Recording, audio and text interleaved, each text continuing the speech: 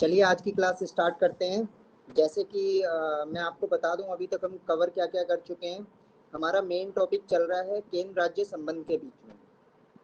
केंद्र राज्य संबंध जैसे केंद्र और राज्यों के बीच में विधिक संबंध है, प्रशासनिक संबंध, वित्तीय संबंध, ये सारे हम पढ़ चुके हैं। एक टॉपिक हमारा बचा हुआ है केंद्र और राज्य के विधिक संबंधों के बीच में।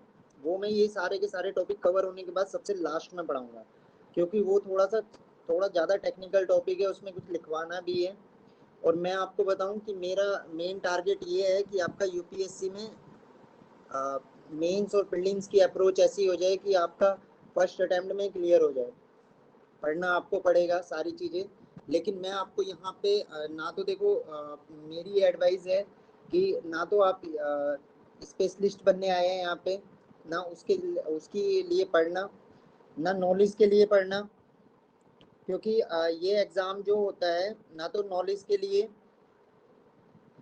ना आपको स्पेशलिस्ट बनना है यहाँ पे मेरा मेन टारगेट आपका है कि केवल यूपीएससी की अप्रोच क्या है वो आपकी क्लियर होनी चाहिए। क्योंकि अगर यूपीएससी की अप्रोच आपकी क्लियर है, क्योंकि वो सिंपल एक ग्रेजुएट बंदा मांगते हैं, इससे ज़्यादा नहीं चाहते। आप उसको एक अच्छी एक एडमिनिस्ट्रेटिव सोच के आधार पे अपने आंसर्स अगर आप लिखते हैं तो उनकी डिमांड खत्म हो जाती है। फिर जिस तरह से ये सबसे इम्पोर्टेंट टॉपिक है जो मैंने सबसे पहले उठाया है, केंद्र राज्य संबंध। आपको कंटेंट बहुत बुक्स में मिलेगा, आप एनसीईआरटी पढ़ लें, लक्ष्मीकांत पढ़ लें, या डीडी बसु पढ़ें, सुभाष कश्यप पढ़ें, बहुत सारी बुक्स हैं। वहाँ पे आपको मोस्टली इंडियन पॉलिटी मिलेगी। यहाँ पे मैं इंडियन पॉलिटी के साथ साथ गवर्नेंस भी कवर करूँगा, जिस तरह से हमारा मेंस का सिलेबस है और प्रीलिम्स के अप्रोचेबल टॉपिक्स हैं कि प्रीलिम्स में यूपीएससी क्वेश्चन कहाँ से पूछता है, किस हिसाब से पूछता है। तो हमारी अप्रोच मेंस को लेके है और प्रीलिम्स हमारा साथ के साथ तैयार हो जाएगा, क्योंकि स्पेशल ना तो प्रीलिम्स की कोई तैयारी होती और ना ही मेंस की तैयारी होती है, इन दोनों की कंबाइंड तैयारी होती है। और कहीं कहीं कुछ ऐसे टॉपिक होते हैं जो आपके एसए में भी हेल्प करते हैं। तो मेरा सारा का सारा अप्रोच जो है वो अप्रोच इन चीज़ों को लेके है कि आपका एक कॉन्सेप्ट डेवलप हो जाए। और अगर आपका कॉन्सेप्ट डेवलप हो गया, फिर कंटेंट आप कहीं से भी पढ़ेंगे आपको समझ में आ जाएगा। केंद्र राज्य संबंध जो मैं पढ़ा रहा हूँ उसका मेन टारगेट ये है सबसे स्टार्टिंग का, क्योंकि इसके बाद जो हम भाग 1 कवर करेंगे, भाग 2 कवर करेंगे, तब आप इजीली समझ जाओगे। जैसे आपका पार्ट 1 है, पार्ट 2 है, पार्ट 3 में कवर कर चुका हूँ, पार्ट 4 में कवर कर चुका हूँ। मतलब हम मूलाधिकार कवर कर चुके हैं, फंडामेंटल राइट्स इनको बोलते हैं। हम डीपीएसपी कवर कर चुके हैं, फंडामेंटल ड्यूटीज कवर कर चुके हैं। तो ये सारे के सारे हम कवर कर चुके हैं। तो अभी हमारा मेन टारगेट, आज की क्लास स्टार्ट करते हैं। अंतरराज्यीय जल विवाद हमने पढ़ा था, ये ऑलरेडी हम पढ़ चुके हैं कि ये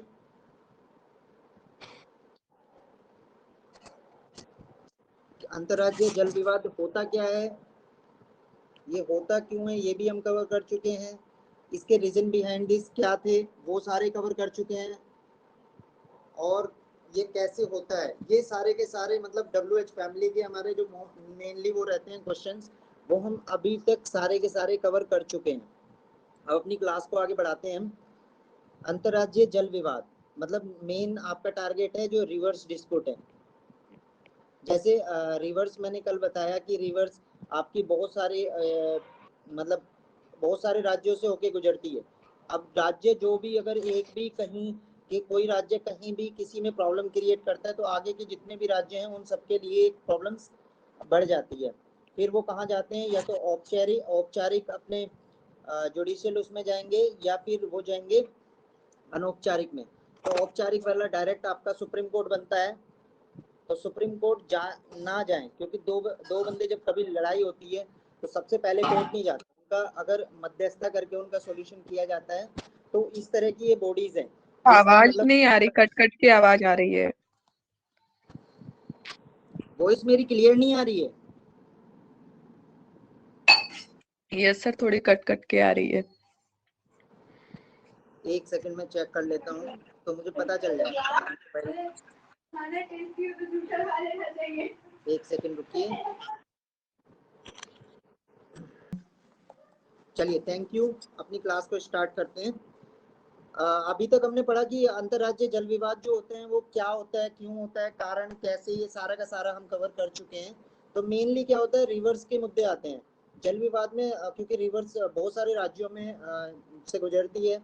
तो अगर फ्रंट वाला सबसे पहले वाला राज्य उसको रोक देता है, उसका डाइवर्जन कर लेता है या उस पर बांध बना देता है, ये इंटरनेशनल डिस्प्यूट भी हो जाते हैं कभी कभी, जैसे ब्रह्मपुत्रा का आप देखेंगे।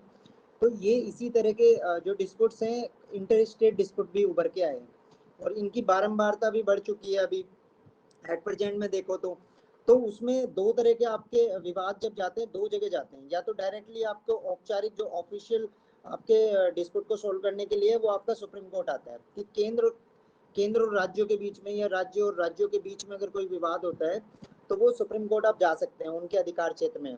नेक्स्ट दूसरा होता है कि आप कोई मीडिएटर बना लें कि इसके क्षेत्राधिकार, इसकी जुडिशरी से क्षेत्राधिकार से बाहर कर देते हैं, तो इस हिसाब से एक ट्रिब्यूनल हो या कोई भी आपका प्राधिकरण बनाते हैं, तो उस तरह से। तो इसीलिए यहाँ पे मैंने बताया था कि कैसे प्राधिकरण बनाते हैं, किस तरह से चीजें आती हैं। अब मेंस के अप्रोच में अगर हम देखें कि क्वेश्चन किस टाइप से आता है, तो क्वेश्चन आता है आपका यहाँ पे सबसे कि इसके मूल्यांकन कराएगा कि जो भी अंतरराज्यीय जल विवाद है या कोई सतलज का जवाब, सतलज जैसे पंजाब हरियाणा के बीच में, कावेरी का तमिलनाडु कर्नाटक, ऐसे विवाद हैं, उनका मूल्यांकन करा देगा कि कहाँ तक सही है और कहाँ तक गलत है। तो मूल्यांकन में आपको हमेशा दो चीजें ध्यान रखनी है। सबसे पहली चीज क्या है कि सबसे पहली चीज में आपको ध्यान रखना है कि मूल्यांकन में उसके आपको पॉजिटिव एस्पेक्ट देखने हैं और नेगेटिव एस्पेक्ट देखने हैं। जब दोनों को कंपेयर करके आप जाएंगे तो फिर एक निष्कर्ष में जाके उस आंसर्स पे अपना आंसर देंगे कि ये हमारा, ये इसके पॉजिटिव पॉइंट थे, ये इसके नेगेटिव पॉइंट थे और ये हमारा डिसीजन है। तो इस तरह के अगर आंसर्स को आपको टैकल करना है तो आप किस तरह की अप्रोच रखेंगे। सबसे पहले अगर मूल्यांकन करें तो सबसे पहले हम इसकी कमियां जानेंगे, कमियां कौन कौन सी हैं और किस टाइप की यहाँ पे कमियां हैं। तो सबसे पहले कमियाओं में दो पार्ट में बांटा गया, एक संरचनात्मक और एक प्रक्रियात्मक। मतलब संरचनात्मक जो एक कानून बना है, आलोचक कहते हैं कि ये कानून में ही कमी है, डायरेक्टली जो कानून बनाया गया वहीं कहीं ना कहीं इसमें गलती है। नेक्स्ट अगर हम बात करें इसकी प्रक्रिया, जैसे कानून का एग्जीक्यूशन किया गया, मेन वहां भी एक तरह का विवाद है कि ट्रिब्यूनल जिस तरह से बनाया गया या ट्रिब्यूनल का स्ट्रक्चर जो था वो सारा का सारा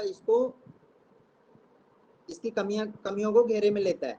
तो सबसे पहले पे अगर हम आते हैं, सबसे पहला पॉइंट ये आप डालेंगे कि संरचनात्मक और प्रक्रियात्मक दोनों तरह की कमियां हैं। मैं इसको लिखाऊंगा भी, पहले समझा देता हूँ। एक इसका समग्रतावादी सोच की कमी है। मतलब समग्रतावादी सोच क्या होती है सॉरी, समग्रतावादी सोच है, इस टाइप की सोच होती है कि आपने एक ही चीज के लिए अलग अलग ट्रिब्यूनल्स बना दिए, अलग अलग, मतलब जैसे सतलज के लिए अलग ट्रिब्यूनल बनाएंगे और कावेरी के लिए एक अलग बना दिया, और सबके लिए, मतलब संविधान ने जो आपको आर्टिकल 262 में दिया था उसमें प्राधिकरण बनाने का अधिकार दिया था, जिसके तहत 1956 में इन्होंने एक प्राधिकरण करने का अधिकार दे दिया, आर्टिकल 262 की तरह से। तो जब प्राधिकरण बनाने के लिए संसद ने नियम बनाया तो कहीं ना कहीं उस कानून में ये कमी छोड़ दी कि सबके लिए अलग अलग बनेगा। तो सबके लिए अलग अलग बनेगा तो सबके लिए अलग अलग प्रॉब्लम्स रहेगी, अलग अलग प्रॉब्लम्स रहेगी। तो जैसे सतलज के लिए वहाँ की जो भौगोलिक अवस्था है वो अलग है, वहाँ के रीजन कुछ और हो सकते हैं। कावेरी के लिए रीजन कुछ और हो सकते हैं, कहीं पे बांध का रीजन हो सकता है, कहीं पे सिंचाई के साधनों की कमी की वजह से हो सकता है। तो ये सारे कारण हैं। तो अगर एक कानून ऐसा हो कि जो समग्रतावादी सोच रखे, मतलब एक कानून पूरे टोटल के लिए, आप प्लीज अपना माइक बंद कीजिए जिसका माइक खुला हुआ है। तो टोटल के लिए एक समग्रतावादी सोच, मतलब एक तरह का कानून हो जैसे अदर्स किसी भी डिस्प्यूट पे बनाए गए हैं, तो ज्यादा अच्छा रहेगा। मतलब यहाँ पे कमी क्या है, समग्रतावादी सोच की कमी। आई होप ये पॉइंट आपको डालना है और इसको एक्सप्लेन कर देना है। नेक्स्ट अगर हम बात करें सेम उसमें वही पॉइंट है इसको कि अलग अलग आपके ट्रिब्यूनल बन गए। अलग अलग ट्रिब्यूनल बनने का कारण क्या हुआ कि यहाँ पे जो डिसीजन आएंगे, जो आपके निर्णय आ रहे हैं, कहीं ना कहीं निर्णय भी अलग आएंगे कि एक ट्रिब्यूनल का डिसीजन अलग हो गया, एक ट्रिब्यूनल का डिसीजन अलग हो गया। क्योंकि ट्रिब्यूनल में दो तरह के पार्ट लिए इन्होंने। ये अर्धन्यायिक संस्था है, मैंने आपको बताया कि पहला जो पार्ट लिया इन्होंने, पहला लिया जो आपके सुप्रीम कोर्ट के अवकाश प्राप्त जजेज हैं, इनकी संख्या 8, मैक्सिमम 8 हो सकती है। और कुछ स्पेशल बॉडीज ली इन्होंने, मतलब स्पेशलिस्ट जो विशेषज्ञ होते हैं, जैसे जल विशेषज्ञ की इन्होंने बात की, वो मैक्सिमम 3 हो सकते हैं। अब इनकी सोच और दूसरे ट्रिब्यूनल मतलब जो प्राधिकरण है उसकी सोच, दोनों में डिफरेंट आएगा। तो ये कहीं ना कहीं एक बहुत बड़ी कमी है कि अलग अलग प्राधिकरण है, जब निर्णय अलग अलग आते हैं, क्योंकि यहाँ पे प्रॉब्लम, यहाँ पे जो एक नया चीज निकल के आती है वो आती है आवश्यकता। क्योंकि हो सकता है सतलज विवाद पे पंजाब और हरियाणा की आवश्यकताएं अलग हो, और हो सकता है कि कावेरी विवाद पे तमिलनाडु और कर्नाटक की आवश्यकताएं अलग हो। तो कहीं ना कहीं ये एक तरह की आवश्यकता को जन्म देता है कि इस तरह की आवश्यकताएं जो आपकी अलग अलग प्राधिकरण की वजह से और ज्यादा बढ़ गई।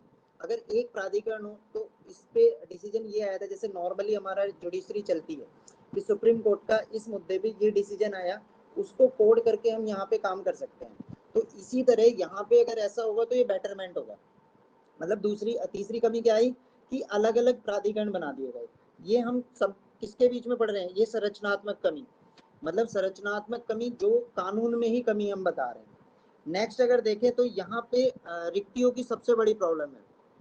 अब इसको हम कैसे समझेंगे, आप ये चार्ट जरूर बनाना, मैं इसको ग्रुप पे भी भेज दूंगा, इसको समझो कैसे। अगर हम रिक्तियों की बात करें तो यहाँ पे सबसे पहले जज बोले जो अवकाश प्राप्त हैं, सुप्रीम कोर्ट के जज।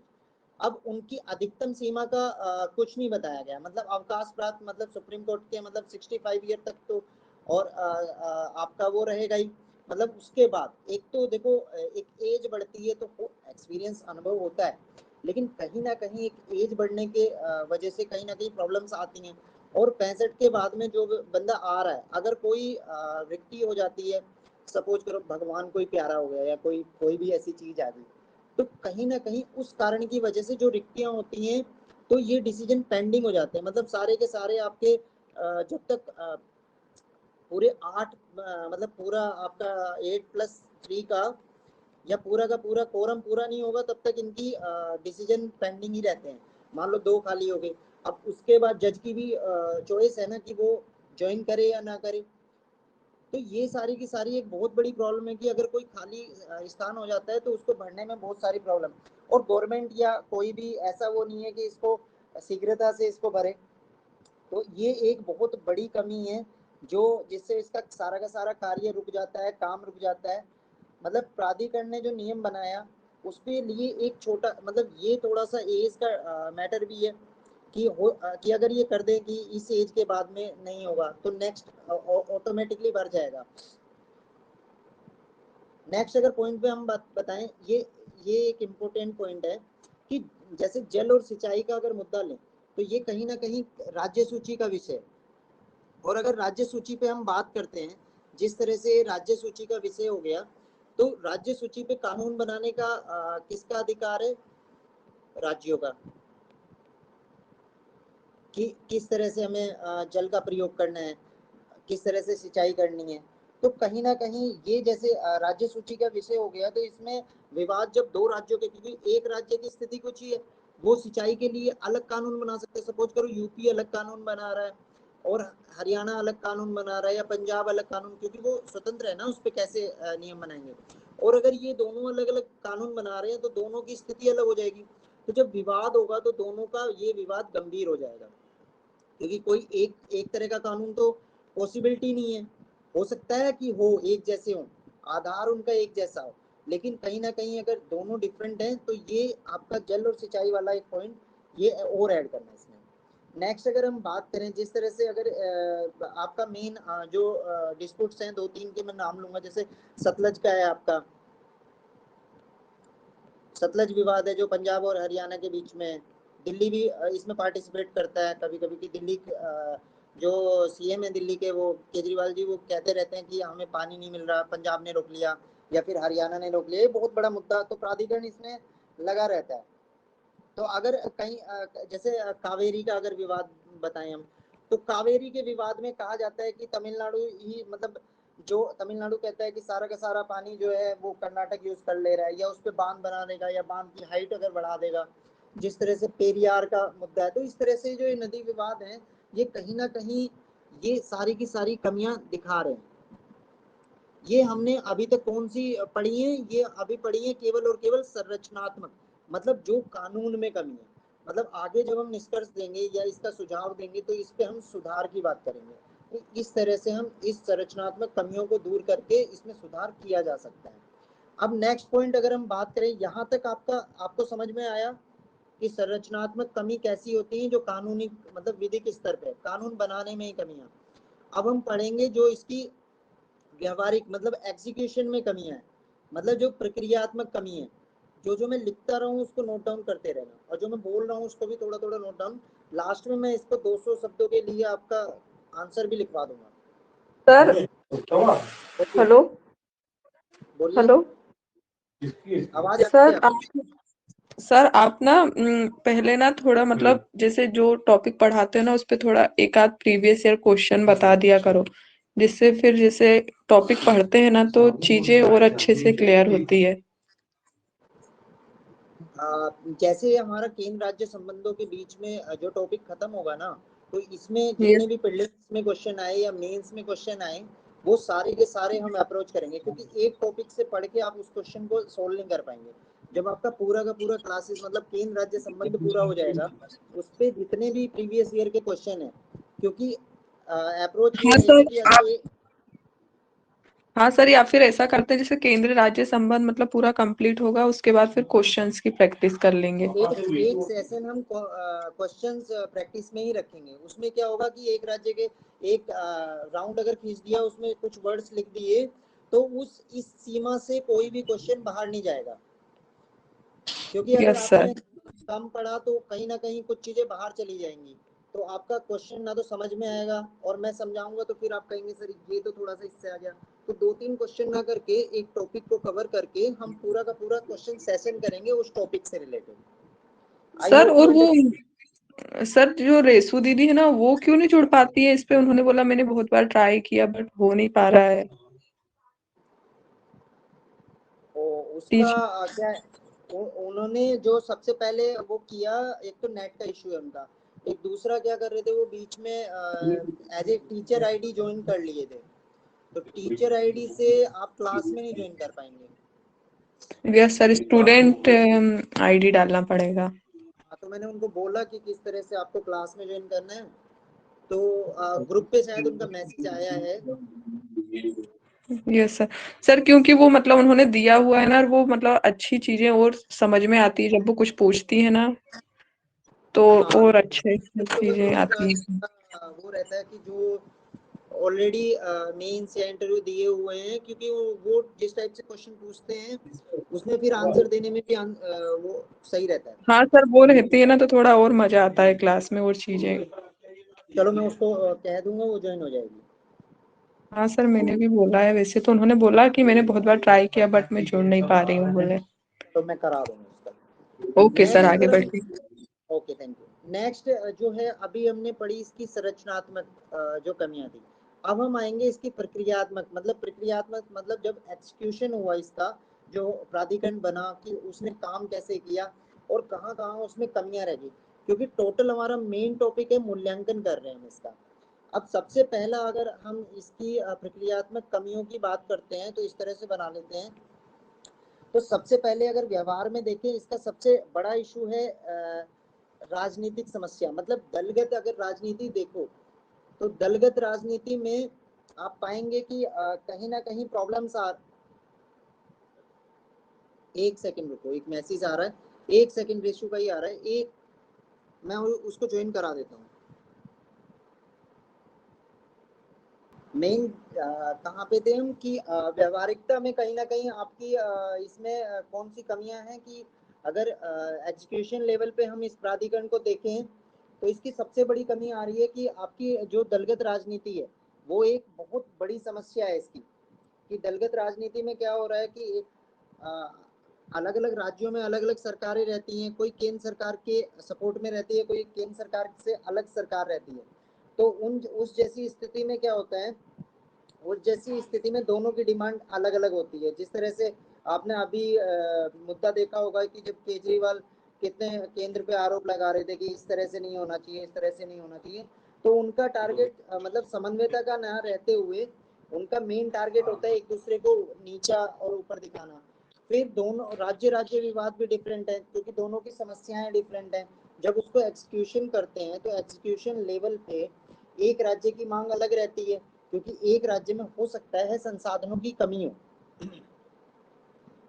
और उसको रिक्वायर है कि वो बांध बनाना चाहता है और वो सिंचाई का जो अपने नियम बना रखे हैं सिंचाई के लिए नदी के जल का ज्यादा प्रयोग कर ले रहा है। तो जितना जितना नदी का जल दूसरे राज्य को चाहिए उतना उनको नहीं मिल पा रहा।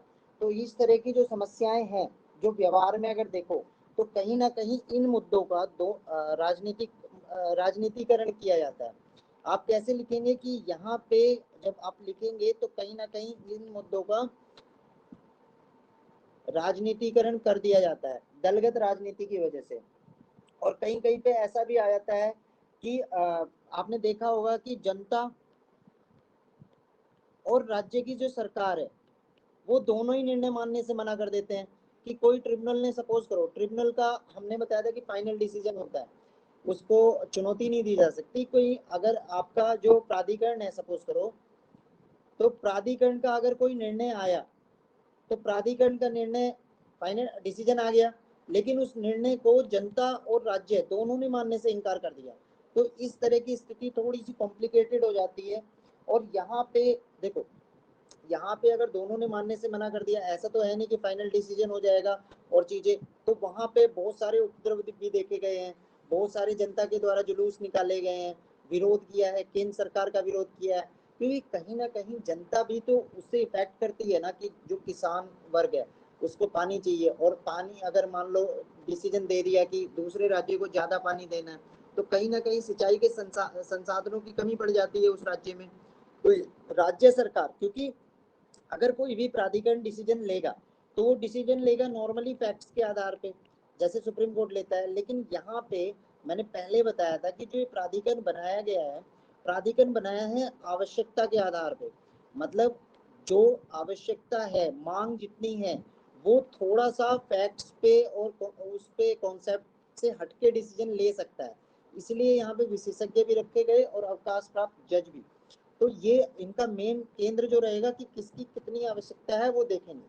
लेकिन फिर भी कभी ना कभी निर्णय सभी चीजों को संतुष्ट नहीं कर पाते। तो अगर ऐसी प्रॉब्लम्स आती हैं तो ये एग्जीक्यूशन में कहीं ना कहीं इसमें सुधार की जरूरत है कि जनता को भी अच्छा लगे वो निर्णय और राज्यों को भी अच्छा लगे। अगर समन्वयता के साथ काम किया जाएगा तो सभी राज्य मिलके काम कर सकते हैं। अब आगे चलते हैं। अगर ये सारे आपने व्यवहारिकता पे देख लिया, मूल्यांकन में एक एक एंगल देख लिया आपने, कमियां। अब अगर हम सुधारों की बात करेंगे तो हमारा पूरा का पूरा क्वेश्चन ये मतलब पूरा का पूरा टॉपिक कवर हो जाएगा यहाँ तक का। आई होप यहाँ तक समझ में आया आपको कि संरचनात्मक कमी कैसी थी और प्रक्रियात्मक कमी कैसी थी। जल्दी बताओ फिर आगे चलता हूँ। सर एक बार और थोड़ा सा रिवाइज करवा दीजिए। चलिए, हम सबसे पहले हमने अंतर्राज्यीय जल विवाद पढ़ा था, जो लास्ट लास्ट क्लास में जो भी पढ़ा हमने, उससे आगे चल के आज हम मूल्यांकन पे, कि कोई क्वेश्चन अगर मेंस में मूल्यांकन के लिए आ जाता है तो मूल्यांकन में इसका पॉजिटिव और नेगेटिव दोनों देखते हैं। तो पॉजिटिव नेगेटिव और पॉजिटिव अगर हम दोनों देखेंगे तो अगर सबसे पहले कमियां देखते हैं, तो कमियां में दो पार्ट हमने बांटा, एक संरचनात्मक एक प्रक्रियात्मक। तो संरचनात्मक कमियों में हमने देखा कि समग्रतावादी सोच होनी चाहिए। मतलब समग्रतावादी सोच की कमी, मतलब जो कानून बनाया गया, जो उसकी संरचना थी, उसी स्तर पे कमी है कि एक कानून सबके लिए, कि प्राधिकरण एक ही प्राधिकरण सबके लिए बना देते तो टेंशन ही खत्म हो जाती, क्योंकि एक निर्णय सबके लिए बराबर होता है। लेकिन कहीं ना कहीं जो प्राधिकरण बना है कि अलग अलग प्राधिकरण जो आर्टिकल 262 के अनुसार बनाया गया है, वो कहीं ना कहीं उनकी आवश्यकताओं के आधार पर बनाया है। वरना सारे के सारे मुद्दे अगर सुप्रीम कोर्ट में चले जाएं तो एक ही सुप्रीम कोर्ट का एक ही तरह का डिसीजन आता है, तो कहीं ना कहीं उनकी सोच भी रही होगी। लेकिन ये एक बहुत बड़ी कमी है जो वर्तमान स्थिति में इसकी बारंबारता को बढ़ा रही है। नेक्स्ट, अलग अलग प्राधिकरण के निर्णय भी अलग अलग आ रहे हैं। अगर डिसीजन सतलज का अलग आया, कावेरी का अलग अलग आया, तो वे स्थिति को देखते हुए आ रहे हैं। लेकिन इन निर्णयों के आधार पर जनता भी भ्रमित हो रही है और राज्य सरकार भी मानने से इनकार कर दे रही है। फिर अगर रिक्तियों की बात करें, एक कमी रिक्तियों की मैंने बताया कि जैसे यहाँ पे आपके अवकाश प्राप्त जज भी होते हैं और जल विशेषज्ञ भी होते हैं। तो अगर वो 65 साल की उम्र के बाद में ज्वाइन कर रहे हैं या 60 साल की उम्र के बाद में जिस हिसाब से ज्वाइन कर रहे हैं, अगर वो अवकाश ले लेते हैं, वो 60 साल के बाद चले जाते हैं, तो उसमें प्रॉब्लम कहाँ आती है कि अगर वो मतलब भगवान को प्यारे हो जाते हैं या खाली हो जाता है उनका, तो उसमें मतलब जगह खाली होगी तो वो जगह भरनी बहुत मुश्किल है, क्योंकि कोई अवकाश प्राप्त जज इतना इजीली मिलता नहीं है। फिर उनकी भी चॉइस है वो ज्वाइन करना चाहते हैं या नहीं करना चाहते। तो सरकार को कहीं ना कहीं इसके लिए कोई और वैकेंसीज भी निकालनी चाहिए कि हाई कोर्ट के जजों को अगर ये थोड़ा सा एंट्री दे देते हैं, क्योंकि हाई कोर्ट के जज और सुप्रीम कोर्ट के जजों में ज्यादा डिफरेंस नहीं होता। नेक्स्ट आपका ये जैसे जल और सिंचाई के विषय है, वो राज्य सूची के विषय हैं और इन पे अलग अलग राज्य अलग अलग कानून बनाता है, तो ये कहीं ना कहीं विवाद के मुद्दे बन जाते हैं। फिर हमने देखा कि इसकी प्रक्रियात्मक मतलब व्यवहारिक स्तर पे कौन सी कमियां है। व्यवहारिक स्तर पे अगर कमियां देखें तो सबसे बड़ी समस्या है राजनीतिक समस्या। मतलब इन्होंने क्या किया, इन्होंने दलगत राजनीति बना दी, और दलगत राजनीति बनाने की वजह से कि एक दूसरे को ये अलग अलग राज्यों के अलग अलग हित होते हैं, तो अलग अलग जब हित होते हैं तो अलग अलग उसकी डिमांड भी रहती है, तो डिमांड की वजह से इन्होंने यहाँ पे प्रॉब्लम्स आ जा रही हैं, और जब ये प्रॉब्लम्स आती हैं तो राज्य राज्य के विवाद बहुत ज्यादा बड़े स्तर पे बढ़ जाते हैं। तो इसी तरह से अगर हम देखें कि अब हम आएंगे सुझाव पे कि इनका सॉल्यूशन, क्योंकि मूल्यांकन करने पे लास्ट का आपका उत्तर तो सुझाव के लिए ही होना चाहिए कि हम उसका आंसर का लास्ट लाइन कैसे लिखें, कि निष्कर्ष भी देना होता है ना किसी तरह का अगर क्वेश्चन आ जाता है। तो निष्कर्ष में अगर हम बात करें तो एक ये जैसे हमने यहाँ पे बोला, इन्हीं चीजों को हम सोल्व करेंगे कि एक समग्रतावादी सोच होनी चाहिए कि अगर नदी जल विवाद हो रहा है उसके संबंध में अगर हमने समग्रतावादी सोच कर ली, तो जो हमारी नीति बनेगी, मतलब जो हम पॉलिसी बनाएंगे, कानून जो बना रहे हैं, तो नीतियां जिस तरह से हमारी बनेंगी वो सभी के लिए एक तरह की होनी चाहिए। मतलब उनका 90% चीजें एक समान होनी चाहिए। अगर 90% चीजें सबके लिए बराबर होंगी तो उसमें सबको बेनिफिट मिलेगा।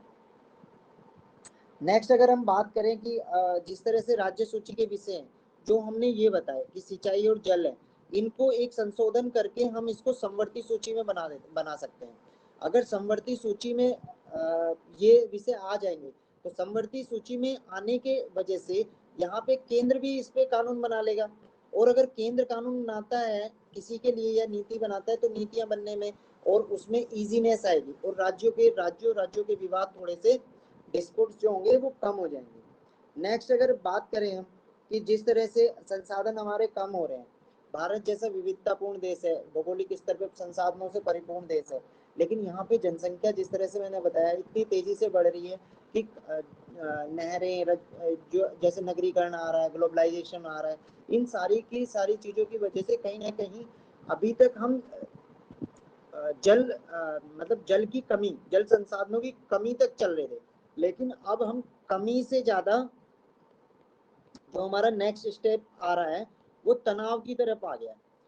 ये तनाव ही विवाद का मुद्दा बनता है, क्योंकि जब तक चीजें हमारे पास कम है हम चला रहे हैं, लेकिन अगर ऐसी प्रॉब्लम्स आती है कि कहीं ये तनाव बन के स्थिति हो जाए तो ये विवाद उत्पन्न कर देती है। तो आगे चल के इसी तरह की ना बने तो इस तरह से हमें कुछ सॉल्यूशन करने पड़ेंगे। जैसे हम अलग अगर बात करें, अगर एक तरह का वो मतलब अगर नेक्स्ट उस पर सुझाव दें तो आपको मैंने यहाँ तक बताया, कोई बताएगा अपनी सोच के आधार पे क्या सुझाव हो सकता है? थोड़ा सा अगर कोई ट्राई करो, यस सर। सर बताइए। आपका थोड़ा साउंड थोड़ा तेज कीजिए क्योंकि साउंड कम आ रहा है।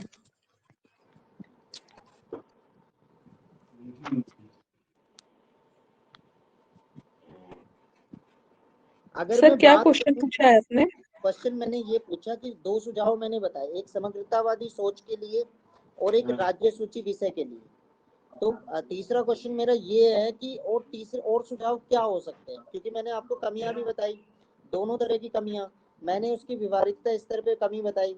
अब अगर पॉजिटिव हम बातें करें तो सुझाव तो पॉजिटिव ही होने चाहिए तभी मूल्यांकन होगा। तो और सुझाव कौन सा हो सकता है कि अगर जल संसाधन जैसे मैंने बताया कि तनाव का मुद्दा बन चुका है, तो उस तनाव को दूर करने के लिए हम कैसे उसको सॉल्यूशन कर सकते हैं। आपके पास 15 सेकंड है जवाब देने के लिए।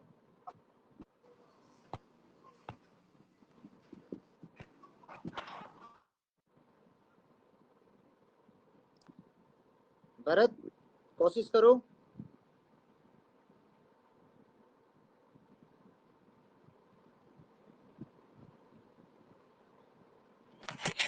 सर इसमें सुझाव में जैसे सहकारी संघवाद को बढ़ावा देना, ये आ सकता है क्या?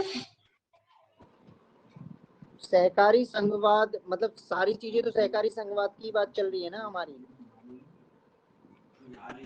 तो मतलब सुझाव में ये दे सकते ना कि समग्रतावादी जो सोच पे कानून को बना रहे हैं हम, ये सारा का सारा सहकारी संघवाद का आधार ही दे रहा है कि सबके लिए एक ही कानून बना दें।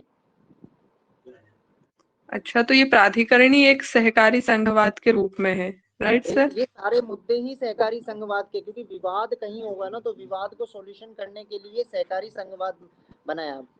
सहकारी संघवाद आपने क्लास नहीं देखी आई थिंक, उसमें क्या कहा था कि एक औपचारिक में अगर हम कोर्ट में जाते हैं, मतलब सुप्रीम कोर्ट में जाएंगे अगर कोई विवाद के लिए, ठीक है, तो वहां पे सहकारी संघवादिता नहीं आती है। मतलब विवाद को लेकर अगर कोर्ट में जा रहा है तो कोई भी, तो उसके लिए मध्यस्थता करने के लिए हमने चीजें बनाई है। ये मध्यस्थता एक वाला ही तो है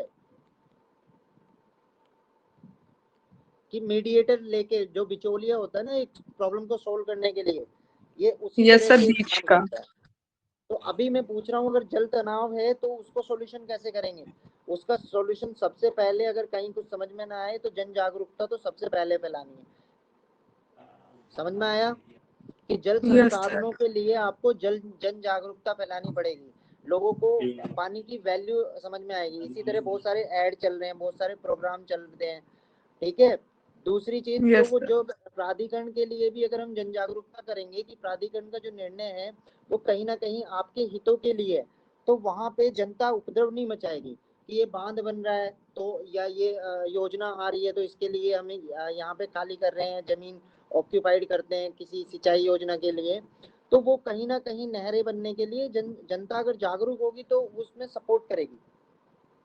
नेक्स्ट अगर हम अगर जल संसाधन की कमी है तो हम वाटर हार्वेस्टिंग कर सकते हैं।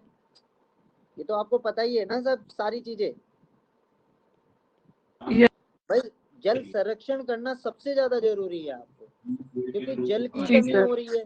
और अगर नदी जोड़ो परियोजनाएं जैसी चल रही हैं, जैसे मतलब यही सारी चीजें तो हैं कि जहाँ जल तनाव है उसको सॉल्यूशन के लिए अगर हम नदी जोड़ो परियोजनाएं टाइप में या वाटर हार्वेस्टिंग के लिए तालाब बनाए। अगर आप साउथ इंडिया देखेंगे पूरा का पूरा, अगर इंडिया का देखेंगे तो ये जो सारा का सारा एरिया है यहाँ पे ऑलरेडी पीने के पानी की कमी है। तो जब पीने के पानी की कमी है ये क्या करते हैं, राजा महाराजा क्या करते थे, तालाब बनवा देते थे, बहुत सारे तालाब बनवा देते थे। तो ये जो हमें चीजें बनी हुई है हमें इनको दोबारा से निकालनी है।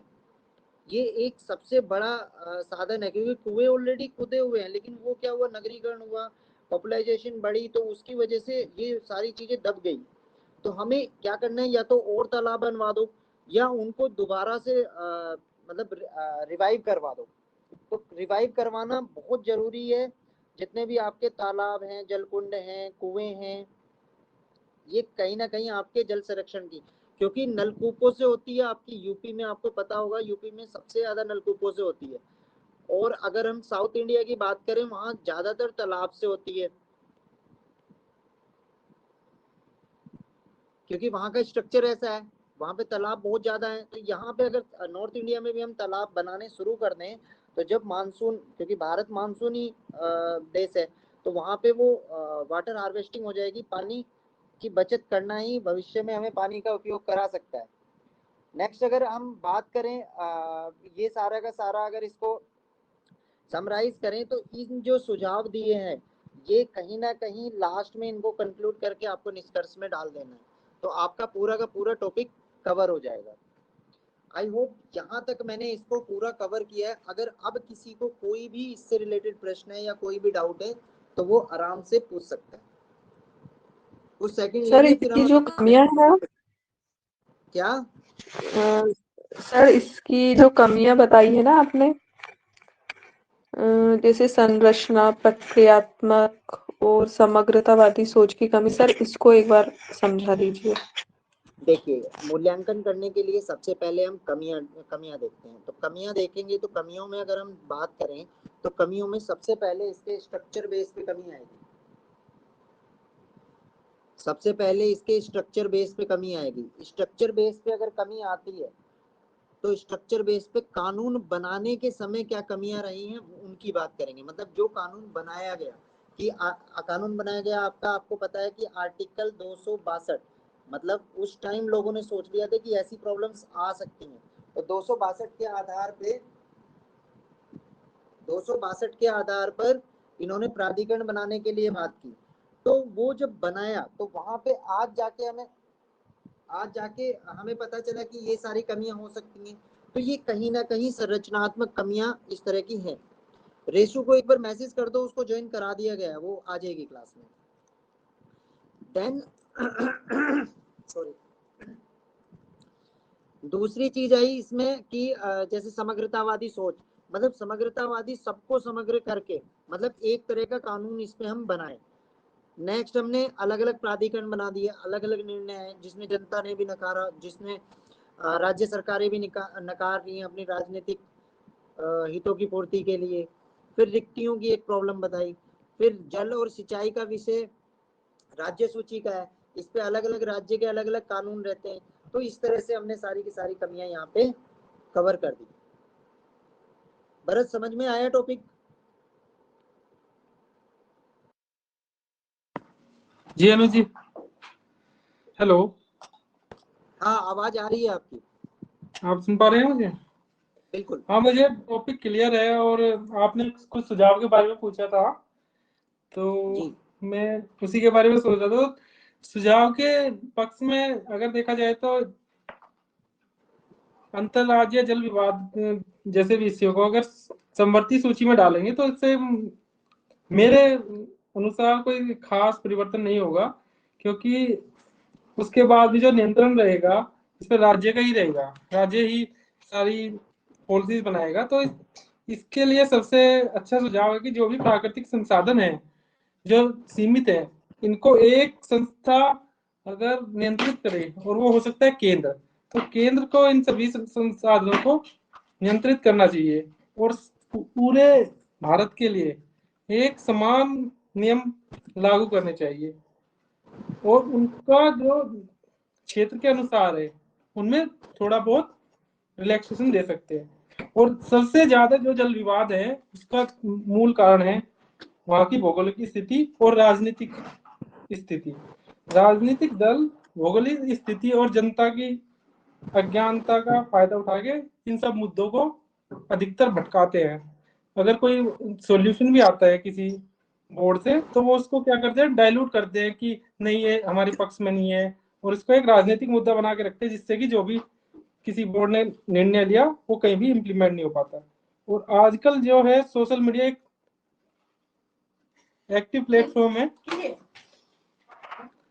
प्लेटफॉर्म है, तो हम इसको यूज कर सकते हैं टू कर ऑल दीज थिंग्स। और कृषि की जो नई नई तकनीकें हैं उनको इम्प्लीमेंट करके हम जो जल की कुछ क्षेत्रों में जो कमी है जिसके लिए लोग जूझते रहते हैं उससे छुटकारा पा सकते हैं। तो अगर हम इन सब विषयों पर भी बात करेंगे तो मेरे आधार से ये ज्यादा अच्छे रहेंगे। चलिए, मैं समझाता हूँ कि आपने जितने पॉइंट दिए उस एक एक पॉइंट को मैं आपको समझाता हूँ। क्योंकि राज्य सूची से समवर्ती सूची में जाना वो आसान है। आप डायरेक्ट केंद्र सूची में अगर इसको डालेंगे तो वहाँ सबसे बड़ी प्रॉब्लम आती है, जो हम सहकारी संघवाद की बात करते हैं वो हम खो दे रहे हैं। हमें मेन टारगेट तो हमारा सहकारी संघवादिता है ना, तो सहकारी संघवाद पे रहते हुए हम समवर्ती सूची तक तो जा सकते हैं। लेकिन अगर किसी विषय को राज्य सूची से डायरेक्ट आप केंद्र की सूची में डालते हो वो डिक्टेटरशिप हो जाती है। पहली चीज। दूसरी चीज क्या है कि आप सोशल मीडिया के लिए जन जागरूकता जैसी मैंने चीजें बताई, तो जन जागरूकता वहां पे आप कोई भी कैंपेन चला के या सोशल मीडिया से, तो वो पॉइंट आपका वहां पे कवर हो जाएगा। तो इस तरह से एक दूसरी चीज क्या है, आपको 150 वर्ड्स में या 200 वर्ड्स में आंसर लिखना होता है। 150 वर्ड्स में लिखना है तो आपको सारे पॉइंट्स भी आने चाहिए और एक अच्छी तरह से ड्राफ्ट करके आपका आंसर आना चाहिए। तो इस तरह से इसी अप्रोच पे आपको काम करना है। जैसे मैंने स्टार्टिंग में मैं बच्चों आपको सबसे इम्पोर्टेंट बात क्या कह रहा हूँ, ना तो देखो मैं पॉलिटी का विशेषज्ञ हूँ, कोई स्पेशलिस्ट तो हूँ नहीं, और ना ही मैंने कोई मैं आपको स्पेशलिस्ट बनाने वाला, वो पीएचडी और वो एकेडमिक में आप सीख सकते हैं। यहाँ पे मैं यूपीएससी अप्रोच आपको दूंगा कि यूपीएससी के क्वेश्चन हम कैसे आंसर दे पाएंगे। उसके लिए सबसे इम्पोर्टेंट जो पार्ट है हमारा, उसमें हमें क्या करना है, नॉलेज आप 150 शब्दों में नॉलेज नहीं डाल सकते।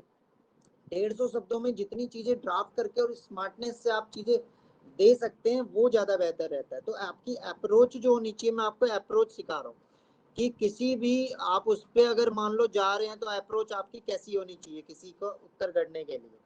तो अभी मैं इसको 200 शब्दों में आपको लिखवा भी दूंगा, या तो मैं नेक्स्ट टॉपिक स्टार्ट करता हूँ। आज क्लास थोड़ा सा 1.5 घंटा में क्लास लूंगा, इसको थोड़ा सा लंबी चलेगी, तो मैं इसको अगले टॉपिक को कवर करने के बाद लिखवाऊं या अभी लिखवाऊं, आप जैसे कहेंगे मैं इसी तरह से करूंगा। इसमें जो हेलो रेशमा। प्रक्रियात्मक कमी थी सर, बोलिए। सर मैं वो दीदी को मैसेज करने चली गई थी, इसलिए मैंने सुना नहीं। मैंने आपसे ये कमियां पूछी थी ना सर, जिसमें एक संरचनात्मक और एक प्रक्रियात्मक, तो प्रक्रियात्मक कमियां क्या है इसमें? प्रक्रियात्मक होता है मतलब एग्जीक्यूशन लेवल, मतलब व्यवहारिक स्तर पे, जो व्यवहारिक स्तर पे है, मतलब एक राजनीतिक समस्या है। जैसे भरत जी ने भी अभी बताया कि किस तरह से ये आपकी जो आपका मेन इशू है कि ये दलगत राजनीति की वजह से किस तरह से इस पे प्रॉब्लम क्रिएट कर देते हैं। अगर कोई डिसीजन भी आता है तो जनता और राज्य सरकारें कहीं ना कहीं जनता को बहला फुसलाकर उसके विरोध में जाती हैं। जिस तरह अभी केजरीवाल का मुद्दा आया था कि केजरीवाल चीजों को कह रहा कि हमें पानी नहीं दे रहे, पानी, यहाँ तक भी हमने सुना है कि चीजों में कि मंत्रीगण इस तरह की बात कर देते हैं कि इन्होंने बिजली बना रहे हैं तो पानी की कमी हो जाएगी। मतलब इस तरह की राजनीति है, अपने हितों को, अपनी पार्टी के हित को देखते हुए देश के हितों से विरोध में जा रहे हैं।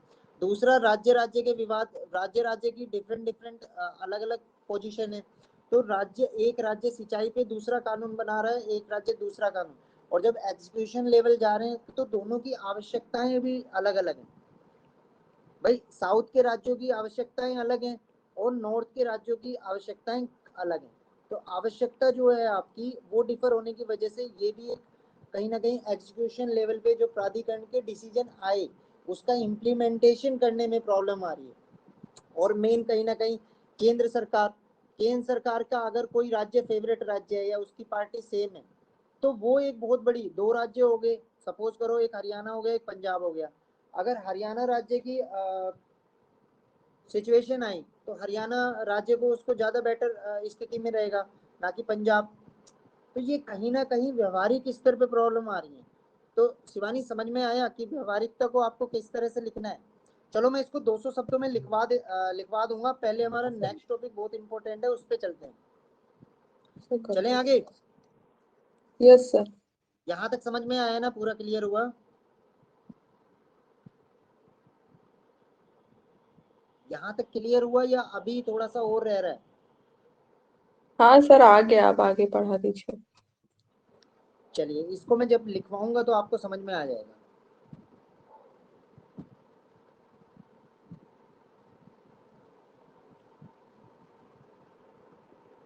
अब हमारा सबसे जो आपके मतलब आपके सिलेबस का भी पार्ट है, क्योंकि इस टॉपिक को करना ज़्यादा इम्पोर्टेंट है कि आपके सिलेबस में जो जीएस पेपर 2 है,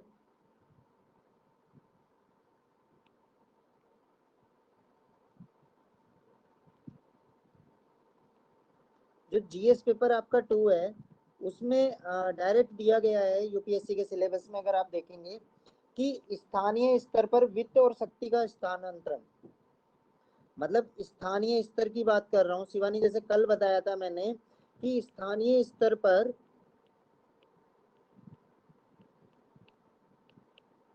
शक्ति और वित्त का हस्तांतरण मतलब कितना ट्रांसफर किया गया है। जिस तरह से केंद्र राज्य संबंधों में हमने पढ़ा कि शक्ति और वित्त, शक्ति मतलब प्रशासनिक इसके जो संबंध हमने पढ़े हैं उस हिसाब से, और वित्त आपका फाइनेंस, और ये आपका टॉपिक है डायरेक्ट, ये लिखा हुआ है आपके सिलेबस में। और इसमें एक तीसरी भी चीज है, उसको थोड़ा सा ज्यादा मतलब थोड़ा सा कम दिया है महत्व, विधिक का। तो हम विधिक भी पढ़ेंगे। तो ये तीनों पॉइंट्स हम पढ़ेंगे। अगर स्थानीय स्तर की बात करते हैं तो स्थानीय स्तर को आपको पता है कि पंचायती राज, जो पंचायत आपकी होगी, जो ग्राम पंचायत है, और नगर पालिका। तो ये बहुत महत्वपूर्ण हो जाता है। यहाँ पे मैं आपको कवर कराऊंगा 73rd अमेंडमेंट, 74 अमेंडमेंट, इन सबको पूरा अच्छी तरह से हम पढ़ेंगे अभी। तो अगर हम सबसे पहले बात करें स्थानीय स्तर पे, तो स्थानीय स्तर की संस्था होती कैसे है? स्थानीय स्तर से थोड़ा सा लिखते रहना, मैं समझाता रहूंगा। स्थानीय स्तर से तात्पर्य ऐसी संस्था से है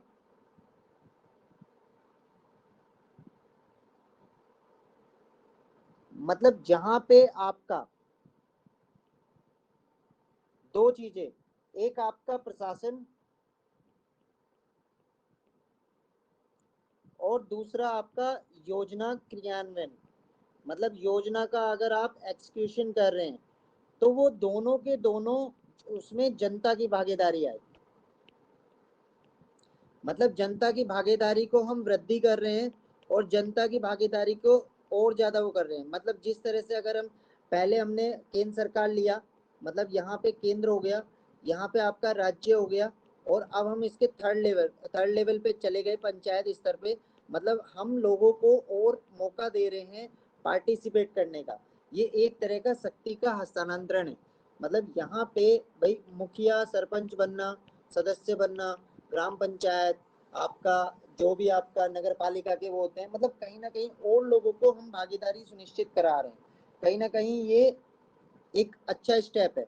ये आया आपका 73 अमेंडमेंट और 74 अमेंडमेंट के आधार पे। अब इसमें देखिए दो तरह की आपकी यहाँ पे जनता की भागीदारी यहाँ पे सुनिश्चित हुई। एक आपका ग्रामीण स्तर पे और एक आपकी सर, शहरी स्तर पे। हाँ बोलिए। ये स्थानीय स्तर से तात्पर्य मतलब ऐसी संस्था से है जिसमें जनता की सीधे भागीदारी होती है। जी बिल्कुल। यहाँ पे मतलब प्रशासन में भी और योजना क्रियान्वयन और योजना निर्माण दोनों में, योजना को बनाने में भी कहीं ना कहीं कि जो छोटी छोटी योजनाएं हैं, मतलब छोटी छोटी चीजें ग्राम स्तर पे, लेकिन सबसे ज्यादा है कि इसके क्रियान्वयन में। आप समझिए, इसको मैं टॉपिक को समझाऊंगा। मतलब क्रियान्वयन में कैसे हो रहा है कि जैसे आपका छोटे छोटे आपके कोई योजना बन रही है, मनरेगा के तहत काम चल रहा है, तो जो आपका प्रधान होगा गांव का या सरपंच होगा जो भी, वो कहीं ना कहीं जो अधिकारीगण है उनके साथ बैठ के काम करेगा। मतलब वो बताएगा ना कि इस वर्ग को देना है पट्टे, इस वर्ग को देने हैं, या इस वर्ग को ज्यादा जरूरत है। क्योंकि जो लोकल लेवल पे आपकी आवश्यकता है वो कहीं ना कहीं अधिकारियों से ज्यादा उस गांव के जो प्रतिनिधि है उसको ज्यादा पता है। इसलिए यहाँ पे जनता की भागीदारी इस तरह से सुनिश्चित करा रहे हैं। नेक्स्ट अगर हम बात करें, जिस तरह से हमने एक वर्ग देखा ग्रामीण स्थानीय स्तर का, और दूसरा स्तर देखा हमने जो शहरी स्तर है, जो इसका दूसरा स्वरूप है, जहां पे आपकी नगर पालिका आती है। इसमें थोड़ा सा ध्यान देना, आपको पूरा कॉन्सेप्ट क्लियर हो जाएगा। यहाँ पे आपकी जो ग्राम पंचायत आती है, अगर ग्रामीण प्रशासन की हम बात कर रहे हैं तो ग्रामीण प्रशासन को अगर देखें हम, इसी को पंचायती राज कहते हैं। एक वर्ड आता है पंचायती राज, अगर पंचायती राज के लिए कहीं भी आता है तो आप ग्रामीण प्रशासन से बात करेंगे। मतलब यही आपका पंचायती राज होता है, जो ग्रामीण प्रशासन मतलब वहां का प्रशासन करना। और इसी को हम, एक वर्ड आता है नया, लोकतांत्रिक विकेंद्रीकरण करके।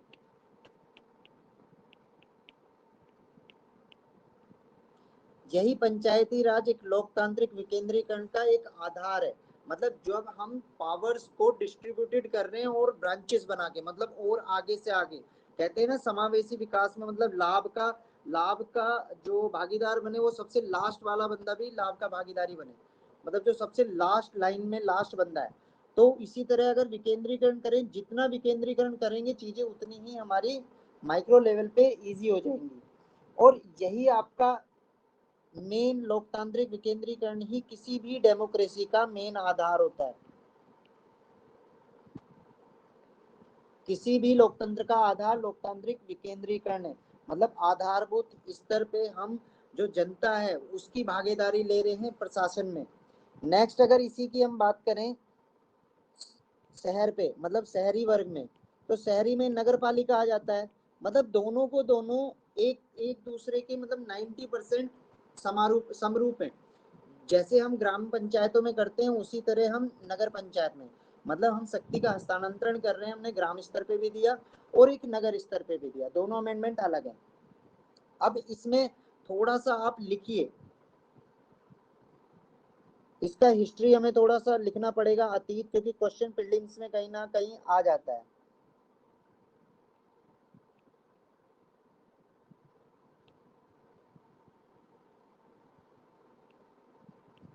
ये हेडिंग डालिए,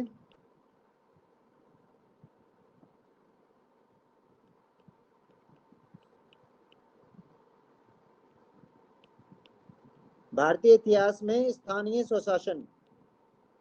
कोई बताएगा ये कहां से इसकी स्टार्ट हुई थी? आज मैं थोड़ा सा ज्यादा पढ़ाऊंगा क्योंकि ये टॉपिक समझना थोड़ा सा टेक्निकल टाइट रहेगा, और अगर ये समझ में आ गया तो आप क्वेश्चन उठा के देखना, कोई भी क्वेश्चन यहां से बाहर नहीं जाएगा। सबसे पहले 1882 में कौन था? Lord Ripon. लॉर्ड रिपन की एक घोषणा थी जिसमें स्थानीय स्वशासन को मतलब लोकल गवर्नेंस को इन्होंने स्टार्ट किया था। इसी को एक मैग्ना कार्टा भी बोला गया है। मैग्ना कार्टा मतलब, मैग्ना कार्टा का मीनिंग होता है अधिकार पत्र, कि अधिकार देने का। अधिकार पत्र मतलब लोकल गवर्नेंस बनाने के लिए, मतलब जो लोकल पीपल्स हैं उनको हम एक अधिकार पत्र दे रहे हैं, जो रिपन घोषणा में आया था, मतलब 1882 में। अगर हम बात करें कि किस तरह से जब हमारा 1947 में हमारा देश आजाद हुआ, उसके बाद की स्थिति क्या थी? उसके बाद की स्थिति में संविधान में भी बोला गया, आपको संविधान में सबसे पहले क्या बोला गया? भाग 4। भाग 4 कौन सा है आपका? जो डीपीएसपी है। डीपीएसपी में बोला गया कि आर्टिकल अनुच्छेद 40 बोलता क्या है? अनुच्छेद 40 रिमेंबर करो, ग्राम पंचायतों के गठन की बात करता है। मतलब सबसे पहले 1882 में आया, फिर 1947 में कि जब हमने संविधान बनाया तो संविधान ने भी, संविधान सभा के सदस्यों ने डीपीएसपी में आर्टिकल 40 को जगह दी, जो आपकी लोकतांत्रिक विकेंद्रीकरण की बात करता है। नेक्स्ट अगर हम बात करें कि यहाँ पे आपकी कुछ समितियां बनी, जैसे सबसे पहले अगर हम बात करें कौन सी समिति थी आपकी? बलवंत राय मेहता समिति।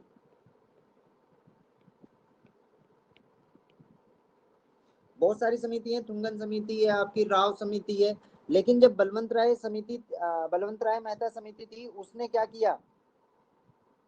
उसने सबसे पहले त्रिस्तरीय पंचायतों का मतलब त्रिस्तरीय लेवल पे बताया इसको। मतलब अगर लोकल गवर्नेंस ये टोटल का लोकल गवर्नेंस अगर स्थानीय स्वशासन होना चाहिए वो 3 स्तर पे होना चाहिए। पहला आपका ये लिखते चलना, ग्राम पंचायत। दूसरा आपका ब्लॉक स्तर पे ब्लॉक पंचायत, और तीसरा आपका जिला स्तर पे जिला पंचायत। अब ये इन्होंने बेस दिया था, इसका आधार दिया था, लेकिन कुछ राज्यों में क्या हो सकता है? कुछ राज्यों में हो सकता है कि ये 2 स्तर की जगह पे 3 स्तर की जगह पे 2 स्तर भी हो। तो वो कहाँ पे होगा? जहां पे इसका आधार दिया 20 लाख से जिनकी कम है, मतलब अगर 20 लाख से कम है तो वहां पे 2 स्तर की बात करेगा। अगर हम इसको ये नोट डाउन करते रहना आप। सबसे पहला एक्सक्यूशन हुआ एक्सक्यूशन करने वाला राज्य राजस्थान। स्थानीय स्वशासन को जब संविधान में मिला उसके बाद में सबसे पहला बना राजस्थान 1959 2 अक्टूबर, क्योंकि 2 अक्टूबर को क्यों किया गया? डिस्ट्रिक्ट था नागौर। रेशु आपको पता होगा, राजस्थान से ही है ना आप? रेशु आवाज आ रही है मेरी?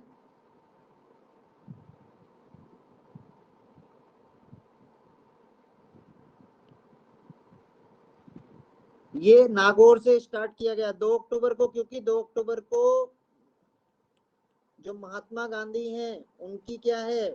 जयंती। महात्मा गांधी की जयंती है तो, और वो सबसे बड़े प्रणेता थे इस चीज के लिए, ग्राम पंचायतों के लिए, कि ग्राम स्तर पे आपको लोकल गवर्नेंस देनी चाहिए।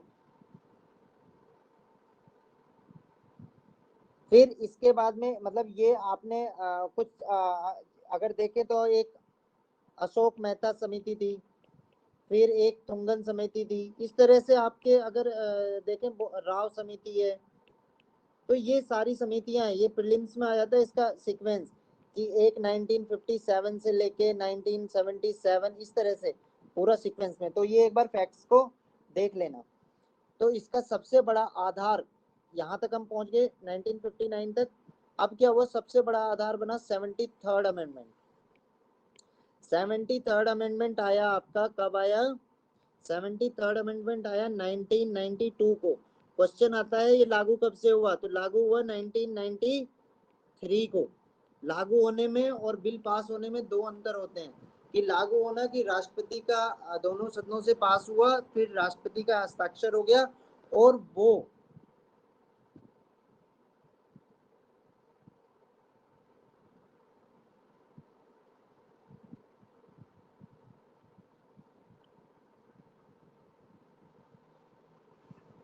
सारा का सारा क्या हुआ? 73 अमेंडमेंट जो 1993 का आया, जब सॉरी जब ये 1992 को हस्ताक्षर हुआ, और ये 1993 से लागू हुआ। मतलब जब अधिसूचना गजट में आती है उसको कहते हैं लागू होना। तो क्वेश्चन यूपी में एक डिस्प्यूट का क्वेश्चन था, यूपी स्टेट सर्विसेज में 92 भी था 93, तो आयोग ने 93 को सही माना, क्योंकि लागू होने का टाइम 1993 था, 24 अप्रैल। ये दिन पूछ लेता है स्थानीय स्वशासन के लिए।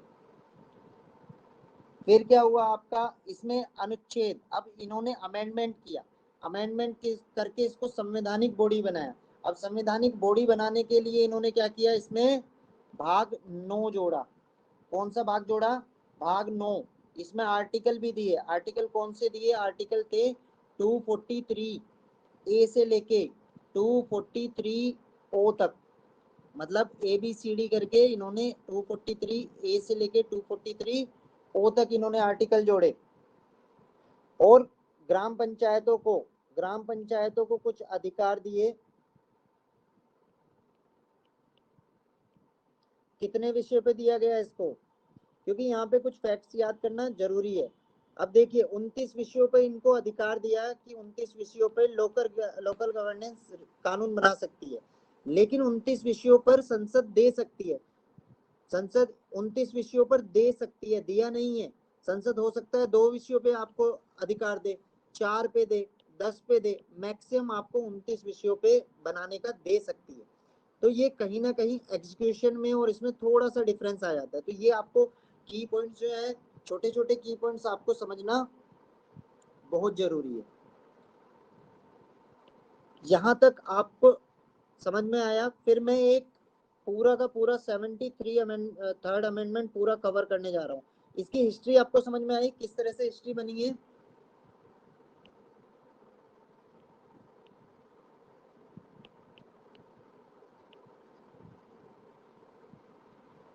जल्दी बताइए, यहाँ तक आपको समझ में आया? Yes sir. अब 73 अमेंडमेंट आता है, ये बहुत इंपॉर्टेंट आपका अमेंडमेंट है 1992। इसकी हम विशेषताएं पढ़ेंगे, इसके कुछ पॉइंट्स देखेंगे, और किस तरह से इसमें पंचायती राज का प्रावधान है। इसी से आपका पॉइंट निकला है जो पंचायती राज है, यहीं से हम पंचायती राज को समझेंगे कि पंचायती राज किस स्तर पे है। तो यहाँ पे सबसे पहला आता है कि 73 अमेंडमेंट ने त्रिस्तरीय स्थानीय स्वशासन को जगह दी, त्रिस्तरीय संरचना में।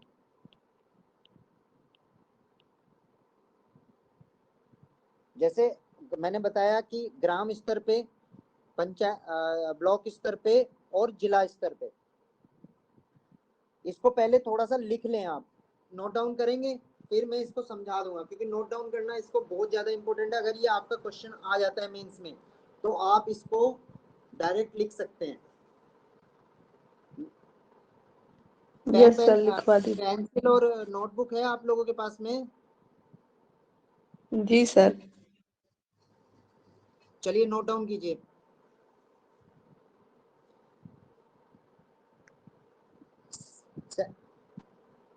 संविधान संशोधन,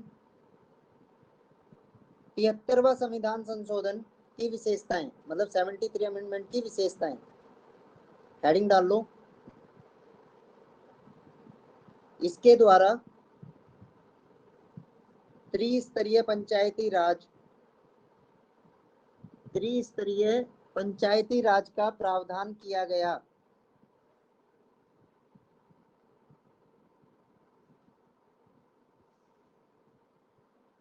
जिसके अंतर्गत ग्राम स्तर, मध्यवर्ती स्तर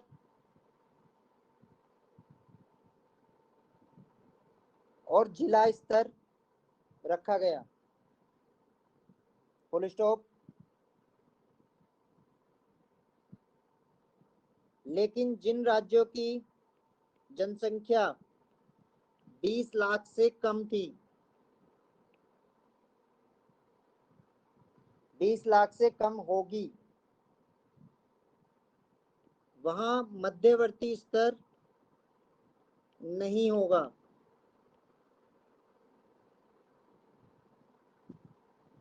मध्यवर्ती स्तर को यहां से खत्म कर दिया गया। Full stop. पंचायत में सभी पद, पंचायतों में सभी पद, सभी स्तरों पर सभी पद प्रत्यक्ष निर्वाचन से भरे जाएंगे। पंचायत में सभी स्तरों पर सभी पद प्रत्यक्ष निर्वाचन से भरे जाएंगे। अब देखिए क्या एक्चुअल में ऐसा हो रहा है कि हमने बोल तो दिया कि प्रत्यक्ष निर्वाचन हो रहा है, लेकिन जिस तरह से आप देखेंगे कि सबसे पहले प्रधान का इलेक्शन कैसे होता है, जो भी वयस्क नागरिक है, वयस्क नागरिक वोट देता है और प्रधान का ग्राम सभा चुनती है ग्राम प्रधान को। ग्राम सभा में कौन आता है, यहाँ पे थोड़ा सा फैक्चुअल याद रखना कि चुनाव लड़ने के लिए पंचायती राज में जो उम्र है वो 21 साल है, 21 वर्ष, और वोटिंग के लिए 18 वर्ष है। लोकसभा में जिस तरह 25 वर्ष है ना, तो एक बार एक क्वेश्चन आया था स्टेट सर्विसेज में कि भारत में चुनाव लड़ने के लिए मिनिमम आयु कितनी है, तो मिनिमम आयु 21 वर्ष है, क्योंकि त्रिस्तरीय संरचना में प्रधान अगर इलेक्शन, आपको कोई इलेक्शन लड़ना है तो वहां पे 21 वर्ष है, जबकि लोकसभा में 25 वर्ष है, विधानसभा में 25 वर्ष है। ये चीज ध्यान रखिएगा। तो यहाँ पे आपका कहाँ तक लिखवा दिया था मैंने कि सभी स्तर पर सभी पद प्रत्यक्ष निर्वाचन से भरे जाएंगे। तो यहाँ पे आपका प्रत्यक्ष निर्वाचन कहने को व्यवहारिकता में नहीं होता, थ्योरेटिकल बोल दिया कि ये है, लेकिन व्यवहारिकता में ये नहीं होता है। जैसे आपका जिला अध्यक्ष का पद है, वो कौन चुनते हैं, वो कहीं ना कहीं जितने भी सदस्य वहां से चुने गए वो 1 by 1 करके, मतलब ये पद बिक भी जाते हैं पैसों में, कि ये सदस्य जो हैं यहाँ के वो उसका चुनाव करते हैं। तो ये कहीं ना कहीं व्यवहारिक स्तर पे इसमें बहुत सारी कमियां हैं। अब देखो, इसमें इन्होंने बोला कि प्रत्यक्ष निर्वाचन से भरे जाएंगे, वहीं संविधान ने जब 73 अमेंडमेंट दिया तो उसमें 3 अपवाद दिए। देखिए अब 3 अपवाद कौन कौन से हैं।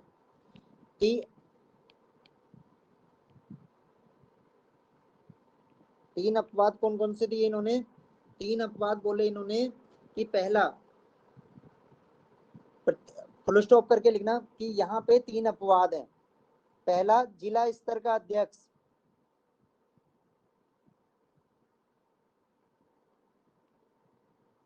मध्य स्तर का अध्यक्ष और ग्राम स्तर का अध्यक्ष। मतलब कानून तो बनाया गया लेकिन तीनों अपवाद छोड़ दिए कि जो अध्यक्ष का चुनाव होगा वो तीनों मतलब अप्रत्यक्ष रूप से होते हैं।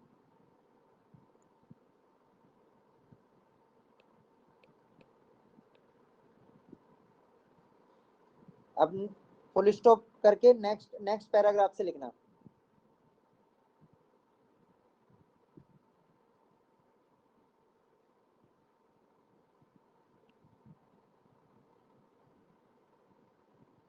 पंचायती राज में राज्य विधानमंडल को यह अधिकार है, राज्य विधानमंडल को यह अधिकार है कि वह चुनाव प्रक्रिया को अप्रत्यक्ष रखे या प्रत्यक्ष, जैसी भी स्थिति वो चाहे। मतलब यहाँ पे राज्य विधानमंडल को पूरी की पूरी छूट दे दी है। 73 में तो बोल दिया कि 73 में प्रत्यक्ष निर्वाचन होगा, लेकिन राज्य को विवेक दे दिया जो आपकी विधानसभा है वो जैसी प्रक्रिया बनाए, क्योंकि ये राज्य सूची का विषय है तो उस पर जैसा वो बनाएंगी इस तरह से। Full stop. पंचायत का चुनाव लड़ने की आयु 21 वर्ष है और पंचायत चुनाव में मतदान की आयु 18 वर्ष है।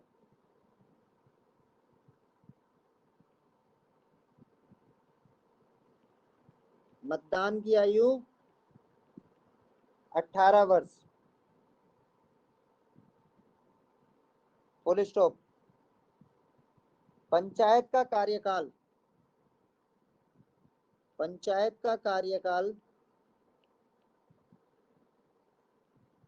5 वर्ष का होगा। पंचायत का कार्यकाल 5 वर्ष का होगा, लेकिन इसे समय से पहले भी भंग किया जा सकता है। समय से पहले भी भंग किया जा सकता है। अब इसको समझो। नॉर्मली 5 ईयर्स का दे दिया प्रावधान, लेकिन अगर हो सकता है कि 2 साल बाद ही, सपोज करो 2 साल बाद ही वो जो चुनी गई थी पंचायत वो भंग कर दी जाती है। उसको भंग कर देने के बाद में अगर उसको भंग कर दिया गया है तो जो नई पंचायत का गठन होगा वो 3 साल के लिए गठन होगा।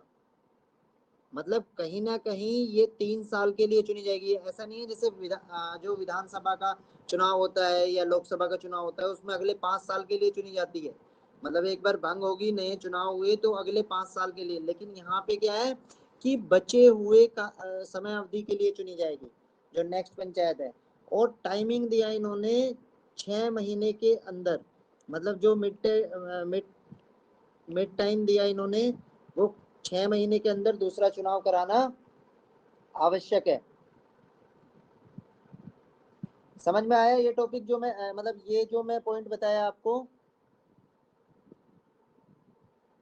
क्योंकि यहाँ पे यूपीएससी कहीं ना कहीं टेक्निकली करके पूछ लेता है, तो आपको पता होना चाहिए कि अगर भंग हो जाती है तो जो नेक्स्ट नवगठित पंचायत आएगी तो वो बचे हुए कार्यकाल के लिए आएगी, अगले 5 साल के लिए नहीं आएगी।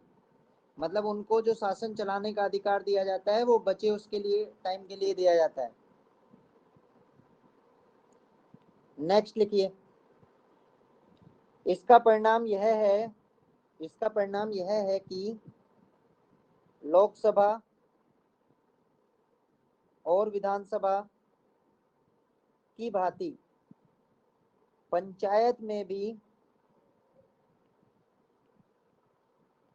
नियतकालिक चुनाव व्यवस्था लागू की गई है। नियतकालिक चुनाव व्यवस्था लागू की गई है।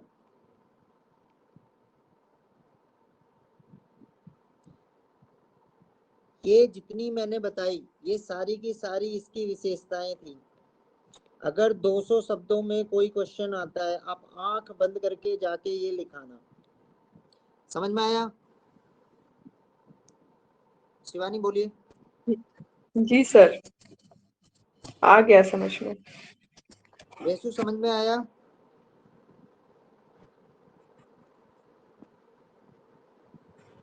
अब जो मैंने पहले एक बार टॉपिक कराया था उसको भी एक बार मैं लिखवा देता हूं, तो फिर आपका क्लियर हो जाएगा।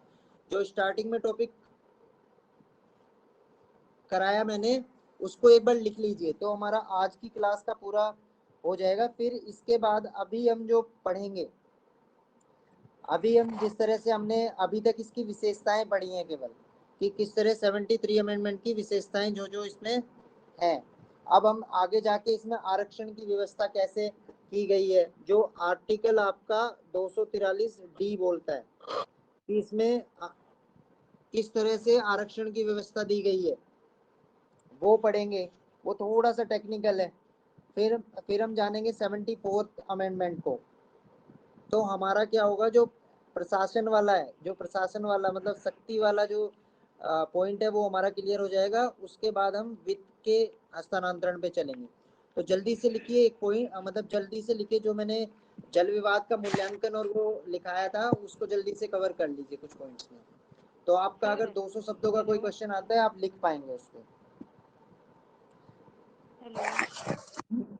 अंतरराज्यीय जल विवाद का मूल्यांकन, ये आप हेडिंग डालेंगे।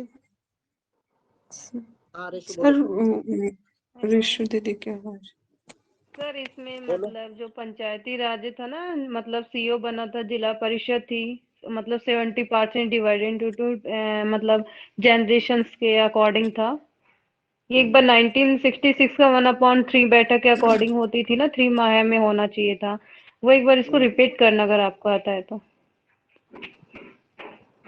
जिसमें पेशवा भी बोला गया था ना, पेशा अधिनियम आया था। पेशवा और मतलब जिला परिषद आया था अधिनियम। तो अभी मैंने केवल विशेषताएं कवर कराई ना, ये पूरा सिस्टमेटिक चलेगा ना पूरा। जैसे जितने भी अधिनियम इससे रिलेटेड है, पैसा वैसा। हाँ, जो जैसे ग्राम पंचायत को हमने व्यापार की शक्ति देंगे हम आगे, मतलब जो वित्त वाला हिस्सा आएगा ना उसमें जाएंगे, इस तरह से चीजें करते हैं। अच्छा, अभी हम मतलब आपने चढ़ते उसका मतलब थोड़ा मतलब 1994 का नहीं बताया ना अभी। नहीं वो नहीं बताया मैंने। अभी हम केवल हाँ 73 हाँ, अमेंडमेंट ओके में ही ओके चल ओके, रहे हैं। आपने हाँ से अच्छा जो संशोधन था वो बताया आपने। हाँ ठीक है हाँ ठीक है, बिल्कुल। तो ये सिस्टमेटिक चलेगा ना, फिर इस पे हम समझ हमारी विकसित होगी इस पे। ओके ओके, तो मतलब नेक्स्ट आगे चैप्टर है उस पे करेंगे आप। हाँ पूरा का पूरा। तो ओके अभी ओके ठीक। अंतरराज्यीय जल विवाद मूल्यांकन पे आप लिखिए पॉइंट वाइज करके, कि अगर 200 शब्दों में आपका क्वेश्चन आता है। सबसे पहले कमियां एक हेडिंग डालिए।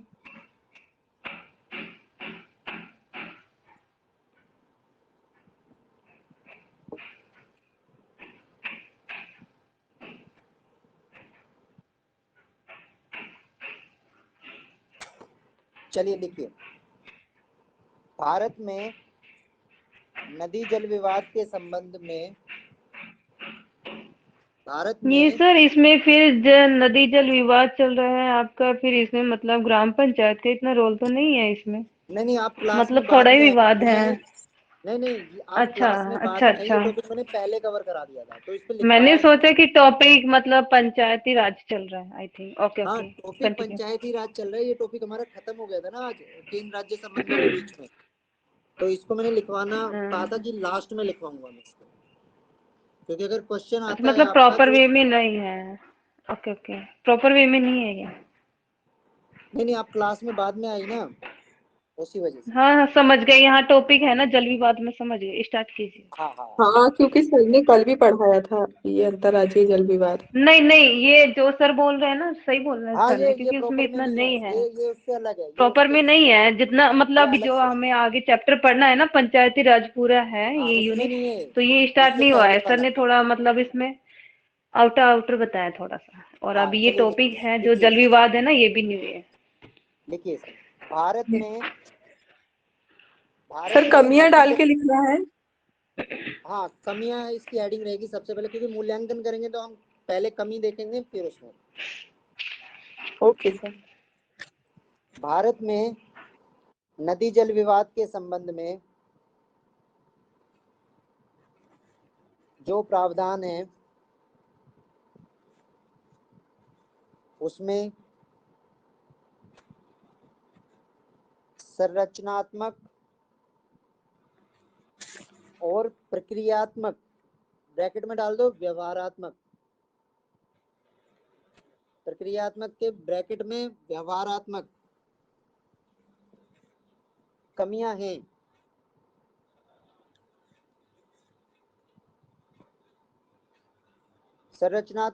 संरचनात्मक स्तर पर अगर हम बात करते हैं, संरचनात्मक स्तर पर अगर हम बात करते हैं तो संविधान द्वारा प्रदत्त कानून में कुछ कमियां नजर आती हैं। संविधान द्वारा प्रदत्त अनुच्छेद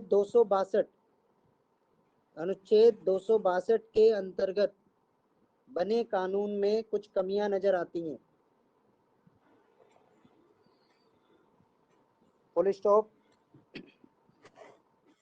नदी जल सर विवाद एक के सेकंड सर। सर है तो अनुच्छेद 262। अनुच्छेद 262 में संविधान कुछ द्वारा, कमियां नजर आती हैं।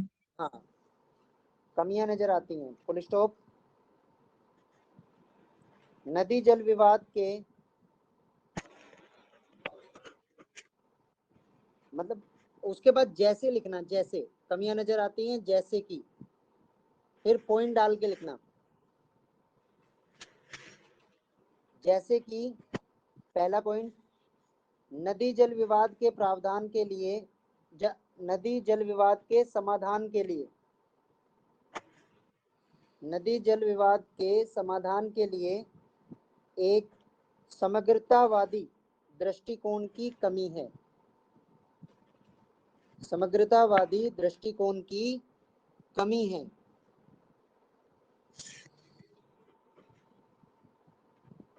दूसरा पॉइंट, अलग अलग नदी विवाद के लिए अलग अलग प्राधिकरण हैं।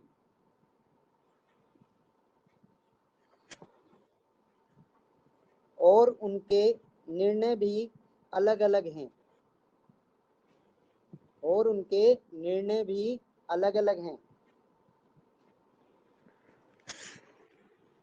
क्योंकि यह आवश्यकता वाली राजनीति को जन्म देते हैं। थोड़ा तेज लिखने की प्रैक्टिस डालिए, तभी आप मेंस का पेपर पूरा कर पाएंगे।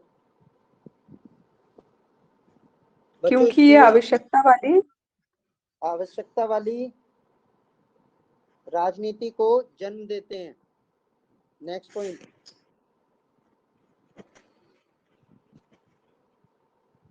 सदस्यों के लिए ऊपरी सीमा का प्रावधान नहीं है। ऊपरी सीमा का प्रावधान नहीं है और रिक्तियां होने की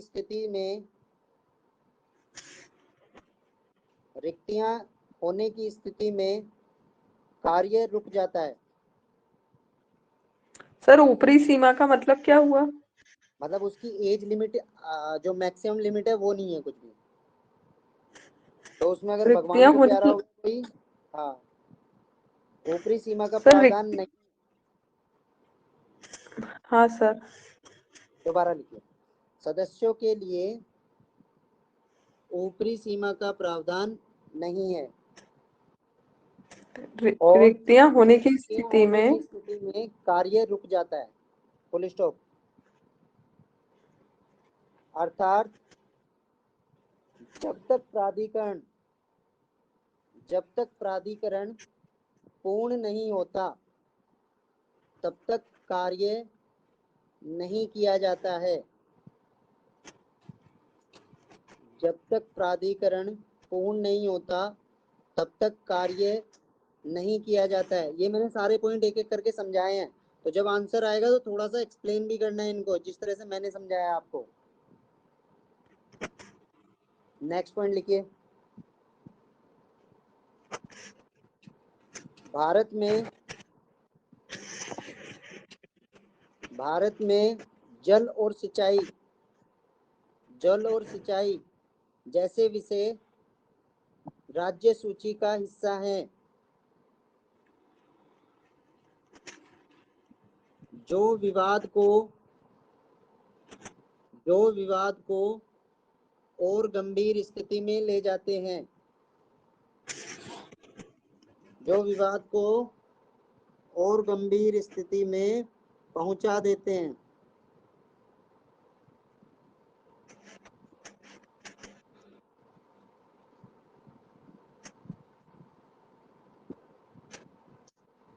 उदाहरणतः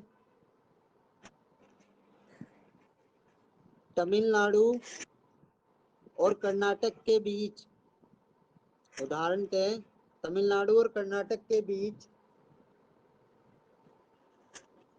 कावेरी नदी का विवाद सिंचाई विषय को लेकर ही है।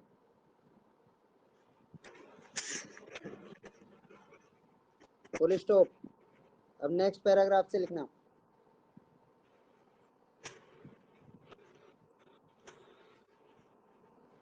अंतरराज्यीय जल विवाद के मूल्यांकन में।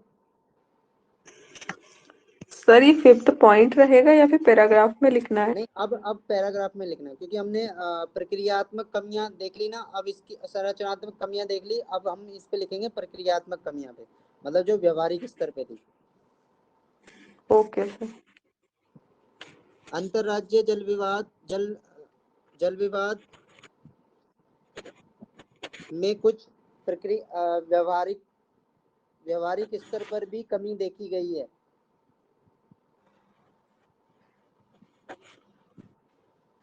जैसे कि पहला पॉइंट डालना,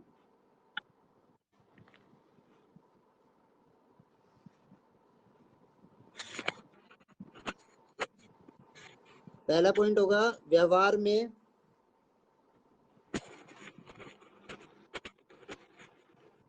दलीय व्यवस्था के कारण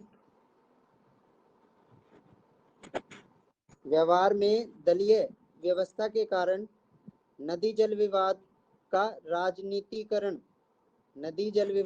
राजनीतिकरण हो जाता है।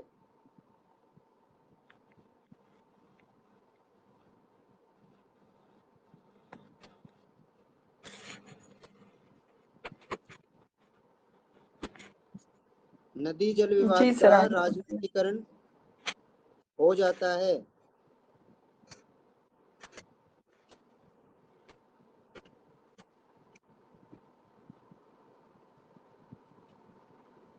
ऐसा भी समय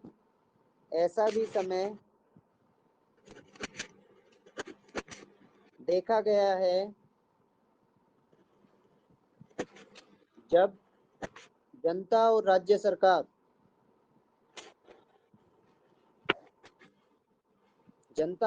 सरकार दोनों ने प्राधिकरण के निर्णय को मानने से इनकार कर दिया है। प्राधिकरण के निर्णय को मानने से इनकार कर दिया है। उदाहरणतः सतलज विवाद में पंजाब और हरियाणा की स्थिति।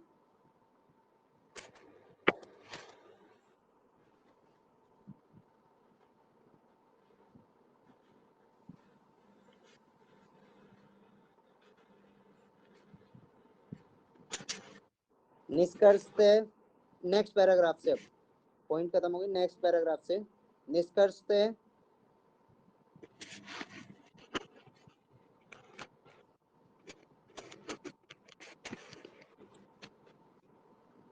समस्याओं को दूर करने के लिए कुछ सुझाव दिए जा सकते हैं।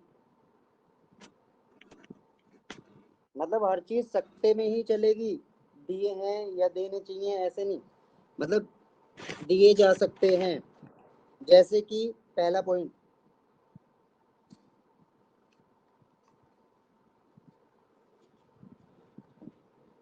नदी जल विवाद के संबंध में समग्रतावादी नीति का निर्माण हो। ये नोट्स आपके ऐसे बन जाएंगे कि आप इनको कहना एक बार मगअप भी कर लोगे, कॉन्सेप्ट आपका क्लियर है। अगर कहीं भी नदी जल विवाद देखते हो लिखाओ, नंबर आपको अच्छे मिलेंगे। नदी जल विवाद समग्रतावादी नीति का निर्माण हो। सेकंड पॉइंट,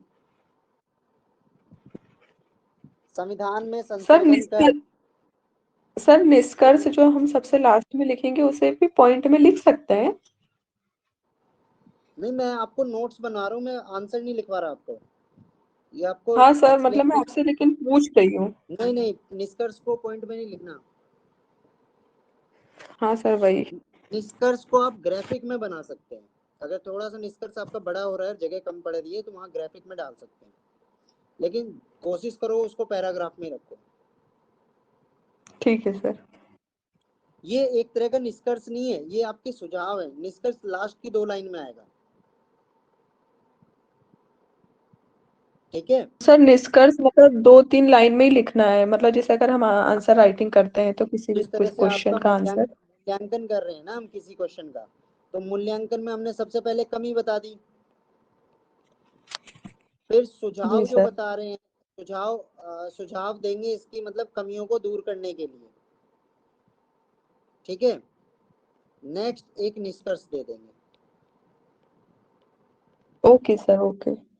और इसकी अगर पॉजिटिव थोड़े डालने हैं तो सहकारी संघवाद सबसे बड़ा, जो मैंने बीच में बताया था ना कि 2 बंदे लड़ते हैं तो कोर्ट में जाने से अच्छा है कि मध्यस्थता करके डिसीजन आ जा रहे हैं, इसको मैंने पहले कवर किया है पूरा। इसके पॉजिटिव तो हम सारे बता चुके हैं ना। जैसे सहकारी संघवाद की एक बात बताएंगे इसके पॉजिटिव की, कि इसने मध्यस्थता दी है, बहुत सारे मुद्दे ऐसे हुए हैं कि जो इसने वैसे ही सोल्व कर दिए। दूसरा, ये न्यायपालिका पे बोझ कम कर रहा है, जो प्राधिकरण बन रहे हैं, है ना।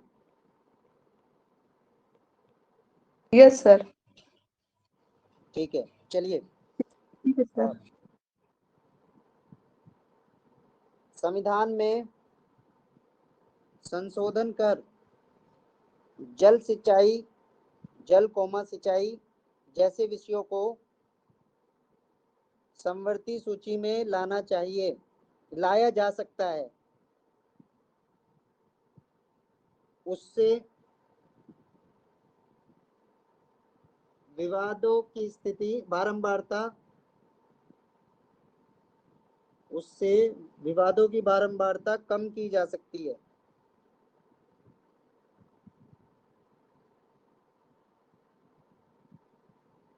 नेक्स्ट पॉइंट,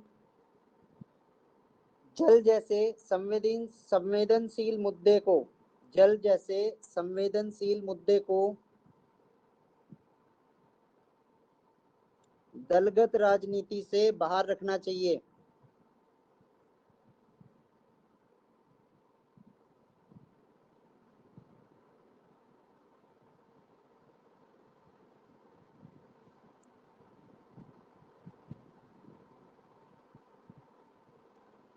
नेक्स्ट पॉइंट,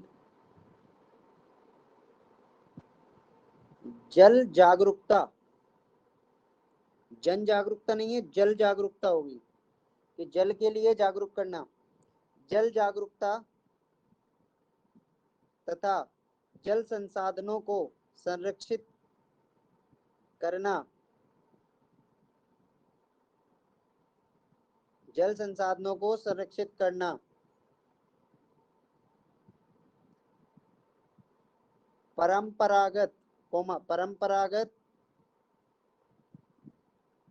जल संसाधनों को, जल संसाधन व्यवस्था को, मतलब जिसमें तालाब वालाब आ जाएंगे, जल संसाधन व्यवस्था को पुनर्जीवित करना या पुनर्जीवित किया जा सकता है।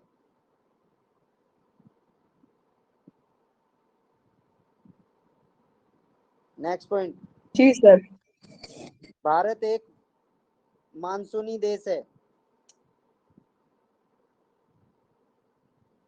भारत एक मानसूनी देश है जहां तालाब बनाकर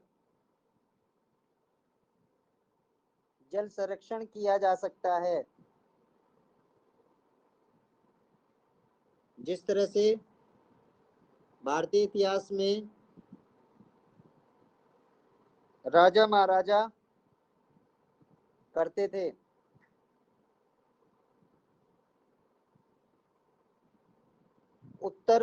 उत्तर के राज्यों को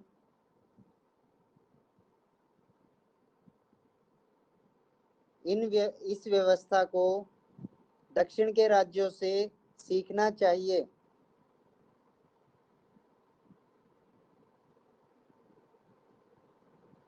तो ये आपका टॉपिक पूरा का पूरा मैंने लिखवा भी दिया है। अब इससे आप अप्रोच देख सकते हैं। क्वेश्चन अगर किसी टाइप का आता है तो आई होप कि आपका बन जाएगा। और वैसे भी जब हम क्वेश्चनों पे चर्चा करेंगे तो हम इसको देख लेंगे। चलिए आज की क्लास को अभी यहीं पे हम खत्म कर रहे हैं। अभी कोई डाउट हो, कोई क्वेश्चन हो तो आप पूछ सकते हैं। क्लास को ओवर करें।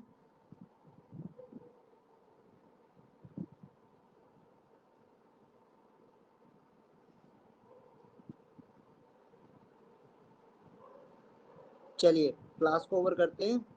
Good night to all.